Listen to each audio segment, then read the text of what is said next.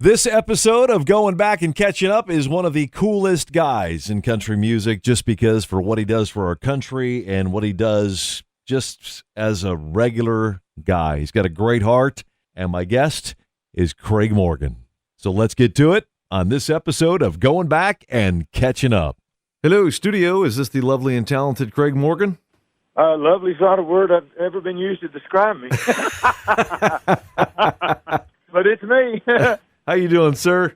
Good, sir. Thanks so much for coming on and being part of this. And inspiration is something that you are to a lot of people, and not just because of your music, but just because, first of all, thank you for serving our country, enlisting in the Army in 85, and then just this past year, re-enlisting again. I mean, what does serving in our military mean to you? I mean, obviously there's something that touches you, which makes you want to do this. I love it. I consider those people that I get to work with some of the greatest Americans that we have. You know, not a lot of people know that less than 1% of the people in this country serve in its military. So I'm honored to be around that percentage of people, that small percentage, that group of people that are willing to make sacrifices to ensure that we maintain the level of freedom that we have in this nation.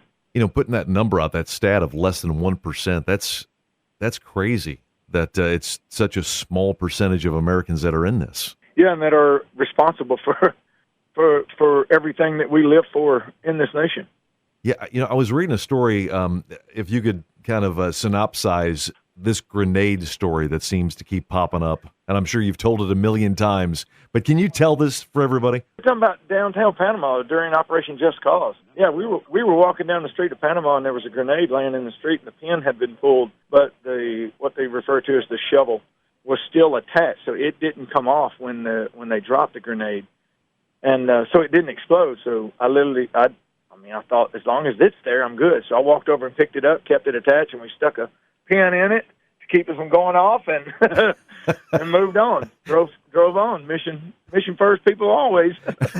You say that so matter-of-factly, it's just like, yeah, I just picked up a grenade and, put this in there. I mean, to you, you're like, no big deal. To everybody else listening going, whoa, what in the world's going on here? Well, one or two things are going to happen. You're going to live or you're going to die. It's that simple. If I live, I go home to my family. I heard my buddy Phil said this yesterday. If I live, I go home to my family. If I die, I go home to heaven. So I'm okay with either. Well, I put that in a real perspective there. Craig Morgan is with me here, and I know you served in the military. Obviously, still serving in the military. You were a volunteer firefighter. I believe you served time as a police officer as well. Oh yeah. Which one of those is most? Can you pick one that's most satisfying to you? Yeah, I think any of those occupations that where you're serving others and knowing that you're willing to sacrifice yourself. I think there's a gene in us, and it's dominant in those who serve in the military and law enforcement in particular. But I mean, you just know that you're willing to take a chance of possibly getting hurt in order to ensure that someone else doesn't. Mm-hmm. And that's a very rewarding feeling. It's a bit of a drug. We don't do it for pats on the backs and awards and ribbons. We do it because we're satisfied by knowing that we are helping other people. And I think most people in our nation have that. Yeah. They just never get to utilize it. They're never placed in a position where they have to. I mean, you see these things all the time where a car crashes on the side of the road and it's on fire and people run up and they're busting through the window and pulling the door open. And sure, that's that gene. It's ignited at that moment. But soldiers and law enforcement and first responders, those people, it stays that way. That gene is always on fire. So getting back to enlisting here for a minute, I know you have an album that just came out last year called Enlisted, your greatest hits, with people that were impacted by them. It's one of those where, you hear greatest hits albums a lot and, what the inspiration is, the things that go into them. But one I want to focus on, and I'm sure you talk about this all the time. And, man, I bawl every time I watch the video of Jelly Roll and you singing at the Grand Ole Opry. I mean, that song, Almost Home, just touched him in such a way. And there's just a special connection, a special bond. And he's talked about that bond before. What is your the perspective of your bond with Jelly Roll in that song? Well, he motivates me. He's such an encouraging individual. Anyone who throws themselves out there like he does, and he puts it all out there for the world to see. And and overcomes any embarrassment. He's humbled. Mm-hmm. I tell people all the time, if you look past his history and look at his heart, he is as Christ-like as they get. He loves, and he wants to love, and he wants to do good, and that's what we're all supposed to do. And that's why I just love the guy to death. He is a grateful, loving, caring, kind-hearted individual, and that's the kind of people I want to be around. What you're saying is almost a reflection of yourself. So, I mean, you guys kind of go hand in hand. So I just feel that that's the kind of guy you are. Everything I've seen you do, there's always something behind it. We saw you perform at the Country Care Seminar for St. Jude. My wife and I were down there a couple of years ago, and, I mean, you get it. You know what it's supposed to, what this thing is supposed to be about. Well, we're very fortunate people. And, we all have adversities and difficulties in our life. And what I've learned, and I truly believe with every fiber that's in me, is that sometimes we suffer. And I think our veterans are a great reflection of this. And Christ is the greatest of reflections of this. Sometimes we suffer not for our own growth, but for the growth of others. And that's a very human thing to be able to know that you might experience something. For example, the loss of my child. I don't know that losing Jerry, I don't know that was a growth thing for me. But what I have learned through that song is that God allowed that and utilized that for the benefit of other people. So I do believe that we suffer for others. And again, Christ being the greatest of reflections of that, dying on the cross for us, how much more should we be willing to suffer for others? Like our soldiers, they're willing to die for our country and for their fellow countrymen, some of which don't even truly appreciate it, right? But they'll do it anyway. And, of course, the song you speak of, the Father of My Son and the Holy Ghost, which she came out with. And I just listened to that again this morning, and just the reaction. My wife and I were listening to it going, man, this is so powerful. And then just to see you went back and revisited the interview you did on the Kelly Clarkson show and your buddy Blake Shelton there. I mean, man, I need to stop just watching your videos, man, because all you do is make me bawl. Well, go back and watch some of the dumb stuff we do. You'll laugh your tail end off. We're doing a new thing on my YouTube called Warzone and Wine. And I'm not real good, but God, it's a lot of fun, and just show people just how stupid I can be. Oh, I can't wait to watch it. I cannot wait.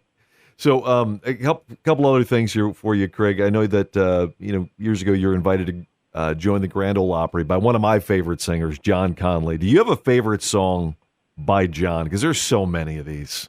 Well, yeah. I mean, Rose-Colored Glasses, for God's sakes, that may be one of the greatest songs ever. Yes. I have 3 pair of his rose-colored glasses. Do you? Oh, yeah. Wearing them all at the same time on your YouTube show, right? Well, no, I don't know if I could do that.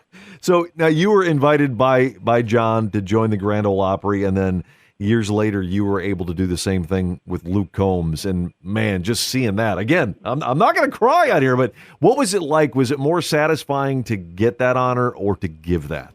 Oh, I ain't gonna lie, to get it. Come on. I mean, I love Luke. He's my friend. And that was such a wonderful experience for me. That's what people don't understand. Like even the Jelly Roll with Almost Home, Luke into the Opry, and so on and so forth. Those things are also very humbling for me. Like I said, those folks motivate me and excite me, and it's a wonderful thing to see where we're at in our industry, especially with some of these newcomers. I just love it, and I'm honored to be a part of it. But to answer your question, to become a member of the Grand Ole Opry, in my opinion, is the epitome. It's the highlight of a country musician's career. Very well said. Very well said. Well, I wanted to wrap things up here with something. And I wanted to just get some quick answers from you. Obviously, you've heard of Craigslist. It's not named after you, but it kind of is. Have you ever purchased anything off of Craigslist? No, but I'm a Facebook market freak. Oh, yeah. What's the last thing you bought off Facebook Marketplace? You're going to laugh. I bought some oil lamps for my cabin up in Alaska from a little old lady up there. It's hard to find them. It's hard to find oil lamps anymore. I would have never guessed. Well, I want to see. I wanted to see what some things might be on Craig Morgan's Craigslist, and these are just quick, rapid-fire answers, and the list contain your favorite things. What is your favorite movie? Tombstone. Favorite song? One More Day. That ain't fair though. Right now it's one more day. It changes, you know. Yeah. Well, as of this day, it's one more day. Diamond Rio, right? Yep. Yeah. Okay. Favorite singer? John Conley.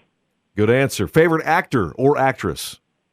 Actress would be no. Let me see. Actor. What's Angie Harmon for actress? Oh, okay. Just because she kisses so good. Wait. Have you kissed her before? Yeah, I did it in my video. Go watch Something Right Home About. Oh my gosh, I forgot that she was in a video. Okay, that's on my list. Okay, and what about actor? Kevin Costner, probably. Kevin. Oh yeah, we're right there. You going to see the new Horizon movie that comes out? Oh yeah, I'll be watching it. It's going to be a blast. All right, favorite cartoon character? Roadrunner. Lastly, favorite food for Craig Morgan?